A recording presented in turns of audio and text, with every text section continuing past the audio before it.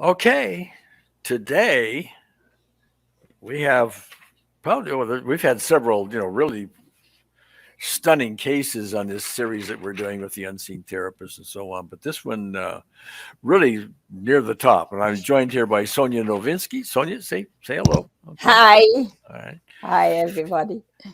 It's a cancer related case, Mhm. and we're labeling it the impossible lung cancer recovery. Now, just by introducing Sonia, Sonia is the director of my of the Gary Craig Official EFT Training Center in Brazil. Speaks both Portuguese and English, um, and has been responsible for many uh, astounding recoveries and healings, etc., using the unseen therapist, which is our latest advancement. And this one resolving involving cancer. Mhm.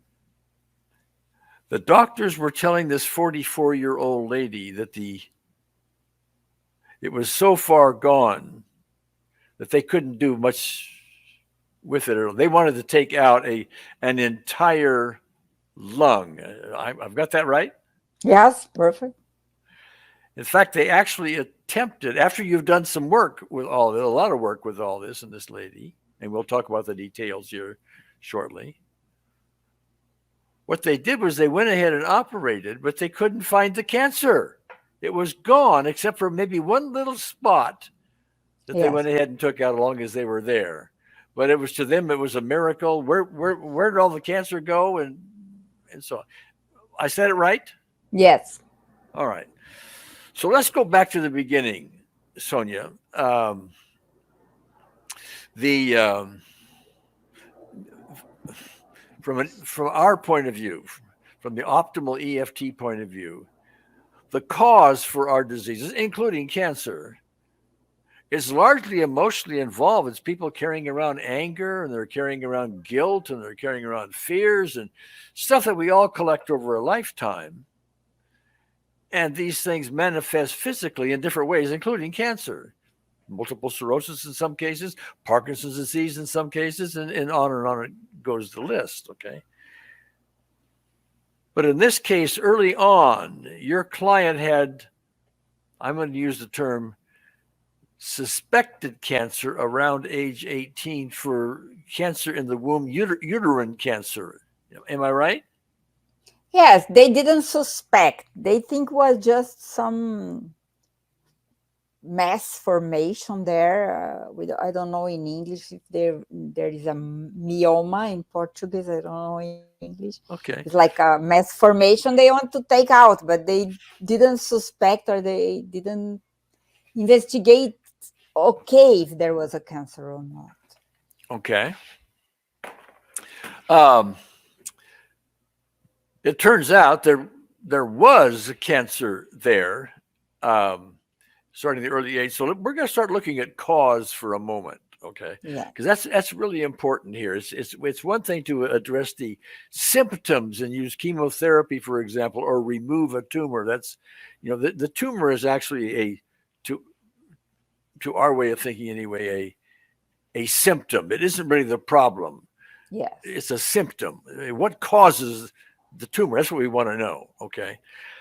And so her background, and correct me if I'm wrong, Sonia, was that, I mean, she was criticized constantly by her mother and others and so on, but a lot of times her mother.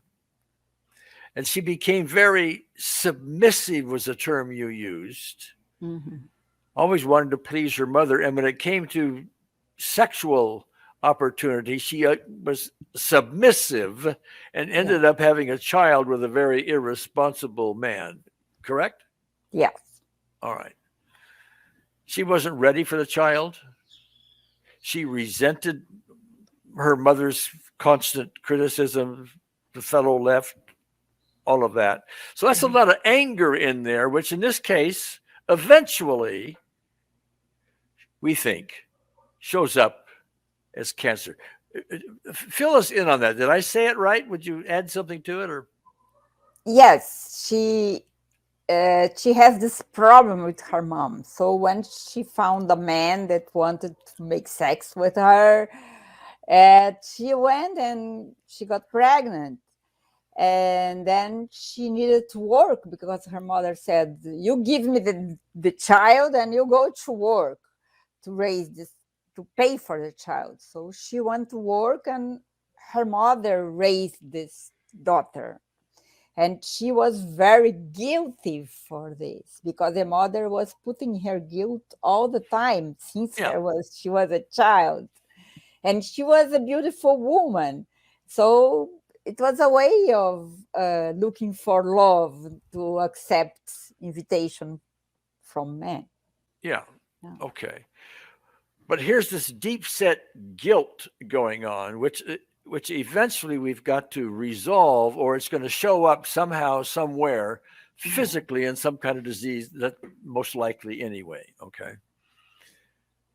But time went on, and then she developed this in her 40s. She developed this lung cancer. The way you were using it, and you have to excuse me because I'm not really a doctor and I'm not all that familiar with all these terms. Yeah, it Metastasis. was metastasizing, but that was from the uterine cancer that had gone Yes. undiagnosed. Yes. And then Okay, the lung cancer was very severe, very rare, and with few chances of healing.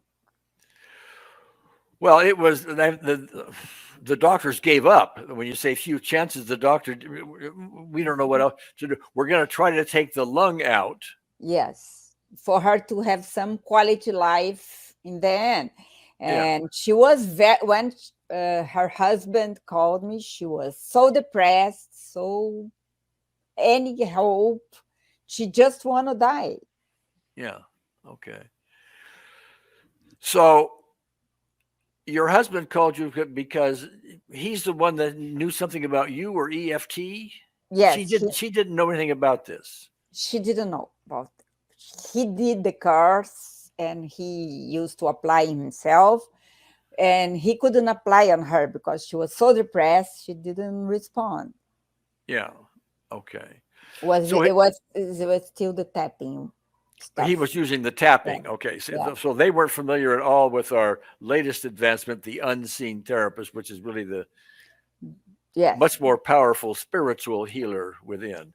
And just as a digression here, uh, anybody who hasn't uh, gotten good information on that, there are some essential links at the bottom of this video. Free newsletter, free intro ebook about the unseen therapist, advanced training if you want it, and so on is there. But anyway, back to the story. She, even though she knew nothing about this, she was willing to work with you, and I gather you worked with unseen therapists, Yes. not Since, tapping. no, with her, no tapping. Since the beginning, I I knew that was so severe and so deep that only unseen therapists could really help, because we had few months before the surgery. So I wanted her to try not to have to take the lung out. So Okay. we went hard and deep in the events of her childhood and of her adolescence, to try to not have to take this lung out. And we try to use the light and use the unseen therapist and use the tenderness to shrink the tumor. Well, yeah, and saying it again, the tumors are not really our view, are not really the problem. They are a symptom of the problem. So Yeah. what you're really doing is going back to these Hmm. childhood experiences. We call them specific events, and And the bringing peace. emotions. Yeah, bringing peace to those instead of anger and I'm guilty and all of that, which just ends up causing Hmm. lots of negative emotions in the body, which upsets the entire chemical balance in the body. Any doctor will tell you that. Okay, Mhm. and hence eventually result in ailments of many kinds, including cancer. Okay, Yes. so you went to those causative emotions, the angers, all these specific. This happened at this time. This happened at this time. And I had these emotions. Da da da da. You neutralize that. You bring peace to the system. Right. And as long as now, if the peace starts taking hold, which with quality work that you do, it does take hold. And when that cause fades, so do the symptoms, Hmm. like the tumors, the metastases, and all of that the doctors were so certain was there, and they had to remove her lung. Uh, Yes. now that's me summarizing it. Would you say it differently? Would you add something to it? Yes. We work about her lack of self-esteem because she needed uh, to go to start some events where she was put in a very guilty place because she was beautiful and she had this appearance that was everything okay, but in her inner self she was very sad and she was very depressive and no hope because she didn't have any healthy connection with someone. So this started when she was a child. So we came back to these events in her child where she felt so alone and having to fight so much to work and to do all the homework and to take care of her brother and no tenderness. She didn't receive any tenderness. Yeah, Okay. yeah. I see often with many people that have a childhood that doesn't have a lot of love in it. In fact, it Yeah. has abuses and rejections and things like that. The child begins concluding from all of that there's something wrong with me. I don't. I'm not really lovable. And that's a big. I mean, it seems almost routine to them after a while because they get that message so often that they believe all that's really true, and and it's always kicking around in the background and always disrupting the chemical balances that need to be there. Okay, so it's no Yeah. wonder these Yes. ailments and cancers show up in these Yeah. ways. So And when you have this shame inside and his sadness, this sadness inside and this low self-esteem inside, you start creating a false self that you are proud, you are a good executive, and you are very beautiful, and you create a false self. And I yeah, think the somatization is very connected with this distance between what you are and what you show up for the others. yeah, it's like you have a. I'm just going to say that in different words. Like you have this facade that you want people to think about you, but underneath all of that, no, there's something wrong with me. But I'm Yeah. going to cover it up with my facade. A lot of people, lots of people do that. All right, and there's a conflict inside. What I'm trying to show the world and what's really in here, conflict, and that also contributes Yes, to because your developing immune disease. system goes down because you spend so much energy to show what you do are not feeling. Yeah, yeah. Okay, so we've already talked about how all this ended, and that is the doctors, going to take a lung out, but that was just going to give her a little more time, quality of life wise. They get in there and they find one little spot. How long Uh, ago was the operation with that one little spot, and then they closed her up? I think some hours, I think, because they investigate to see if there was nothing No, there. no, But no, no. I don't. No, I uh, misstated that. I mean, okay. how long ago did they have the How long surgery? ago? Yeah. I think 1 year and a half or 2 years now. 2 years.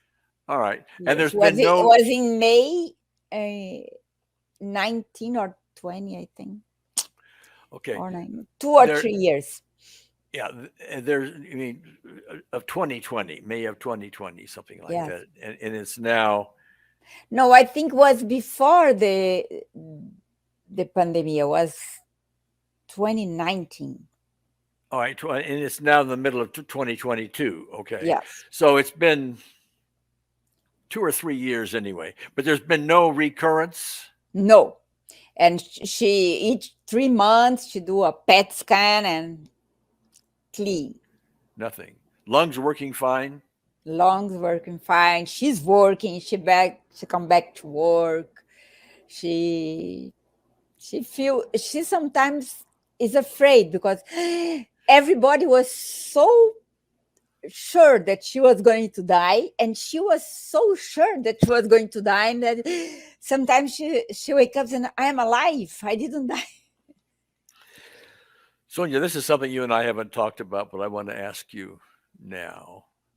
Um, that must, from your point of view, that must feel really good to be able to contribute to that kind of healing. Yes, yes, to be a part of unseen therapist love is really the best moment of my life. All right, great.